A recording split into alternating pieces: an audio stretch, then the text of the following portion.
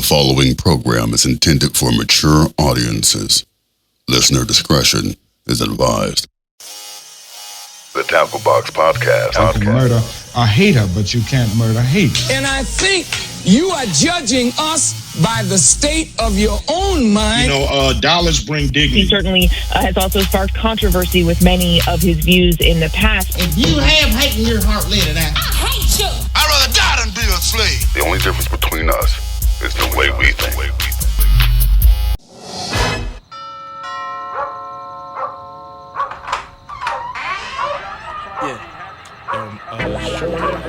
are you? Tell Ice Cube. Who? Ice Cube. Ice Cube.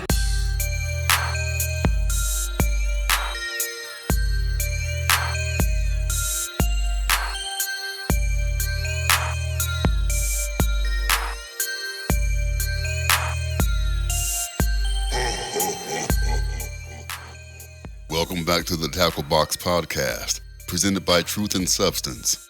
I'm Eric Edwards. Alright, so you ever look around and feel like the rules are already stacked against you? Like no matter how hard you push, somebody keeps moving the finish line. That's where we start with today's show, NWA, featuring Tiburcio Vasquez and Mustangs. Because this ain't just history. It's real talk about what resistance looks like when the game is rigged from the jump. We're going to dig into it. Not the textbook version, not the myth, the real story, the kind that still echoes right now.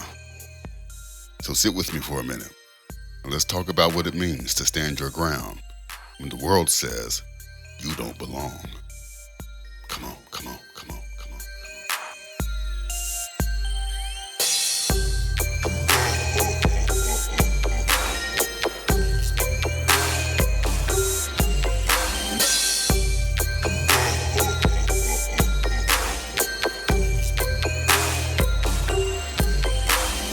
Commence au festival.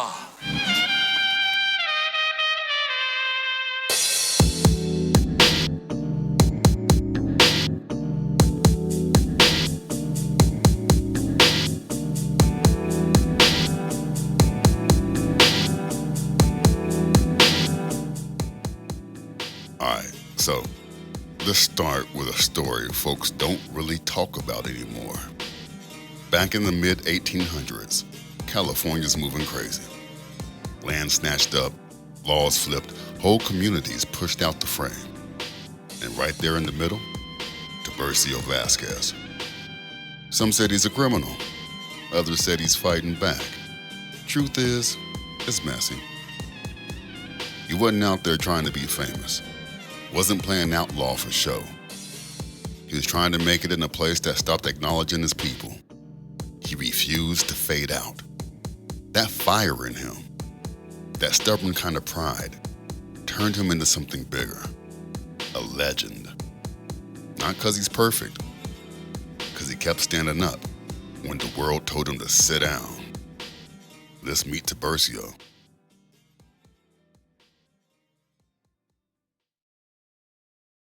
Tiburcio Vasquez came up in Monterey, Alta, California, back when it was still Mexico, born April 11th, 1835.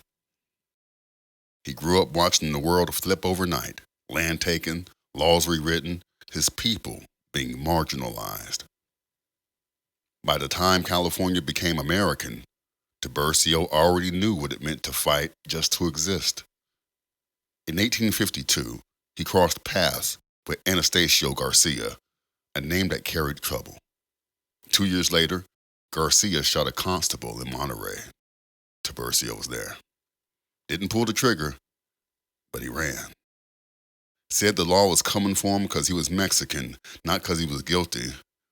They caught him for a horse theft in 1856 and shipped him off to San Quentin for 5 years. He broke out 4 times, each one desperate. When he finally got free, the Civil War was tearing up the East, and California was changing fast. Land gone, power gone. Tiburcio turned to robbery and cattle theft, not for fame, but survival. They caught him again in 1866. 3 more years gone. By 1870, he was riding with Juan Soto and Procopio Bustamante. Outlaws, same as him. They hit towns, dodged bullets, and lived wild. In 1873, they raided the town of Tres Pinos. 3 folks died. Another man confessed later, but Tiburcio took the blame. When they finally brought him to the gallows to hang, he looked them dead in the eye and said one word: pronto. Swift, inevitable, defiant. After that, he became a legend, a folk hero to the ones who saw themselves in his fight. His story isn't simply about crime. It's about conquest, survival, and resistance. He stood between 2 worlds, Mexican California and American statehood, holding his ground while the earth moved under him. And his legacy still asks this same question: who gets called a criminal? And who gets remembered as a patriot?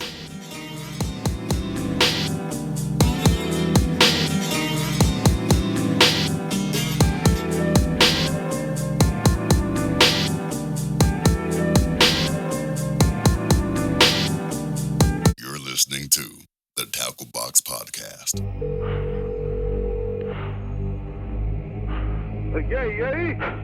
Hey, Chop. Hey, these haters try to blow me up, man. Hey, homie. What's that? My whole life flashed before my eyes, man. It's going down. It's going down.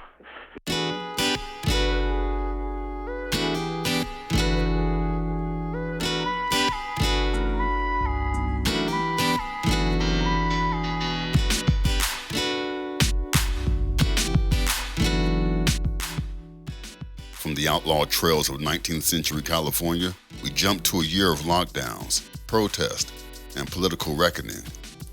And at the center of that storm stood Ice Cube. Rapper, actor, businessman, rock and roll Hall of Famer, founding member of the world's most dangerous group, NWA. Not just the voice behind America's Most Wanted or the spark that lit straight out of Compton. A man who spent decades turning anger into architecture, bars sharp enough to cut policy. In 2020, he didn't drop an album. He dropped a proposal, not a diss track, the contract with Black America. When Cube sat down with the Trump campaign to talk it through, backlash came fast. But the move raised a harder question. Can you fight the system by sitting at its table?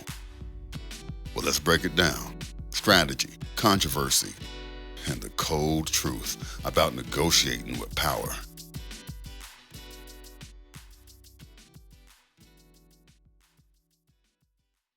Ice Cube's contract with Black America raised a hard question. Is negotiating with power selling out, or the only way to win? Cube wasn't chasing headlines. He was applying pressure in the twilight of the campaign season when politicians start listening. The CWBA wasn't about looking good. It was about getting results. He made a move. But one move doesn't win the game. Strategy turns into power when it's backed by organization, timing, and consequence, right? In 2020, people came for Cube. They said he was working with the wrong side, said he was being used. But what he really did was sit down with the Trump campaign to talk through the CWBA, a plan he built with Black educators to push real reform. Here's Cube in his own words. Both campaigns wanted to talk to me about the contract with Black America. One campaign said, we love what you have, but let's really dig into it after the election. And one campaign said, we love what you have. Do you mind talking to us about it? And that's what I did. I'm going to whoever's in power, and I'm going to speak to them about our problems. I'm going there for Black Americans. So if anybody got a problem with that, It seems like a personal problem. Once we get some capital, we'll be treated better. Dollars bring dignity. Looks like he wasn't endorsing anyone. He was saying, if you want something, you gotta talk to whoever holds the power. That ain't new. Dr. Martin Luther King Jr. pressured President Lyndon B. Johnson to sign the Civil Rights Acts into law, not because he supported Goldwater, but because he demanded accountability. Politics is negotiation. You don't win by waiting for the perfect candidate. You win by playing the board you got. Joe Biden was leading in the polls late in the campaign season. Trump needed credibility with black voters, and he made an offer of empowerment with his platinum plan. Biden's team told Cube, we'll talk after the election. Translation, no leverage. Cube saw the window closing, but the backlash was loud. People said he was legitimizing the campaign hostile to black interests, stepping out of line as a celebrity. And Cube wasn't hiding. He wasn't promoting an album or chasing clout. And besides talking to the millions of followers he has on his YouTube channel, Cube was everywhere else in media. Roland Martin, Jamel Hill, MSNBC, The Breakfast Club, breaking down what the CWBA actually said. It called for bank lending reform and federal baby bonds to close the wealth gap. It pushed for prison and judicial reform, police accountability, the removal of Confederate monuments. It included education and jobs programs, plus oversight of finance and credit systems, 13 points in total, a blueprint for systemic change. Critics said the optics were bad, the timing wrong, and Cube unqualified. Here's the real question. If the government can find trillions for a pandemic or a war of choice, why not for reparative justice? Cube's point was simple. You can't negotiate with an empty hand. If Democrats know black voters will support them regardless, what reason do they have to deliver? Leverage is everything. Instead of debating the CWBA, people attacked Cube himself. That crabs in a barrel mindset, tearing down someone who plays the game differently, has held black political power back for decades. The racial gaps from the 1960s are still here, and some are even wider. So when Cube gets called unqualified, you gotta ask, what results have we seen from the ones who were qualified? Cube's move wasn't perfect. Maybe the timing was off. Maybe the optics were messy. But it was strategy. It was chess, not waiting on a savior. Because no politician is coming to save us. If Black America doesn't negotiate, demand, and leverage its power, the cycle keeps spinning. Don't ask if Cube was right or wrong. Ask if we're willing to think strategically, even when it's uncomfortable, or keep accepting empty promises election after election. That's the challenge, that's the conversation, and that's why Ice Cube's move, controversial as it was, still matters.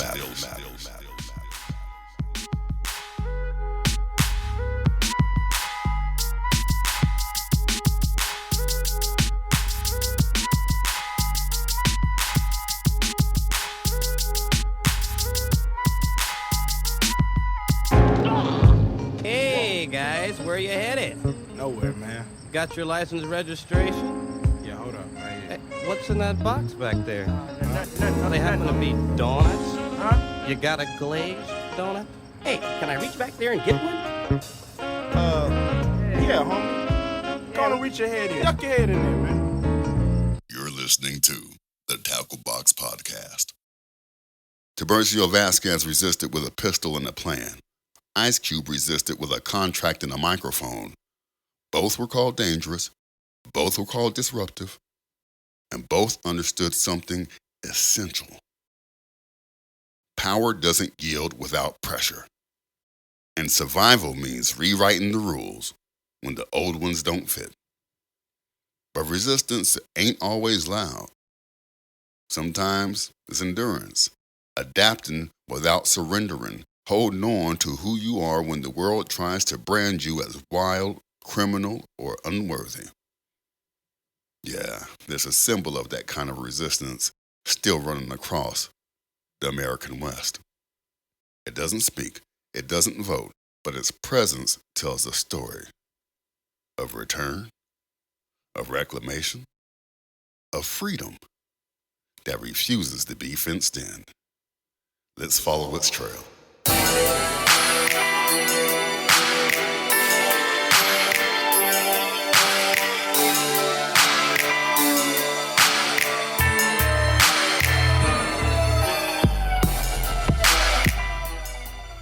Few images stir the American imagination like the Mustang. Wild horses galloping across open plains, untamed and unbound. It's a symbol etched into the national psyche, representing freedom, frontier spirit, and raw independence.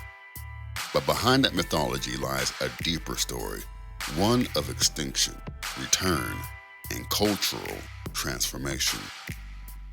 Horses originally evolved in North America, but vanished from the continent around 10,000 years ago, likely due to climate shifts and human hunting. For millennia, the land was horseless until the Spanish arrived in the 1500s, bringing horses back across the Atlantic. Some escaped or were released, and over generations, these stray horses became Mustangs. The name comes from the Spanish word mestizo, meaning stray. Though technically feral, they were quickly romanticized as symbols of wildness and rebellion.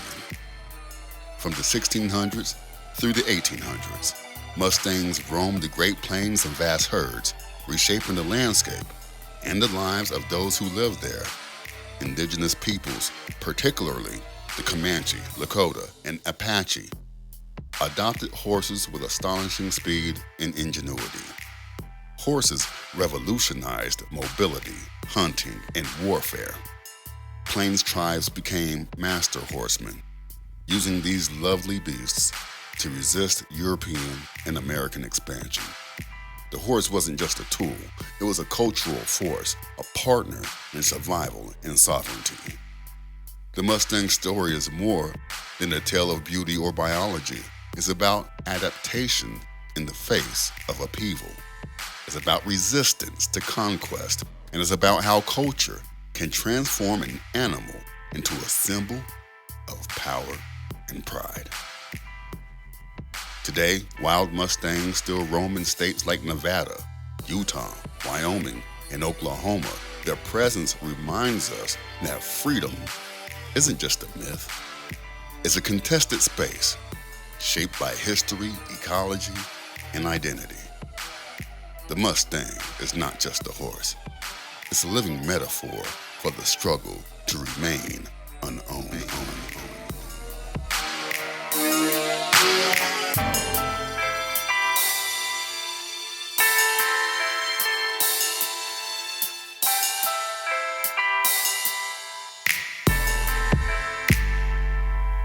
You're listening to the Tackle Box Podcast. Tiburcio Vasquez fought the erasure of his people with grit and defiance, facing a world that called him an outlaw. Ice Cube challenged political complacency with a contract and a question, pushing to be heard in a system that tried to box him in. And the Mustangs? Well, they keep running, reminding us that freedom isn't given, it's claimed, protected, and lived. That's what these stories represent. Motion that never stops. It's freedom with scars. It's survival with memory. It's the spirit that says, you can chase me, but you can't kill me.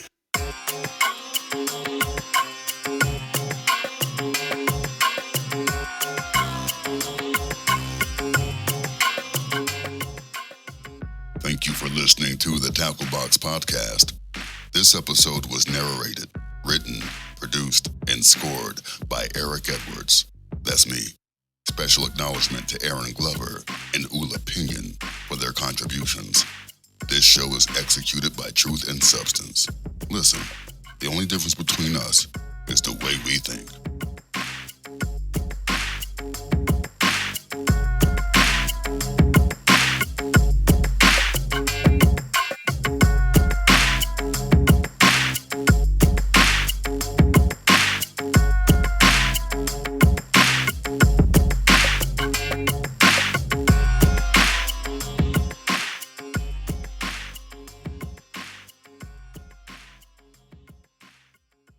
You're listening to the Tackle Box Podcast. Yay, yay.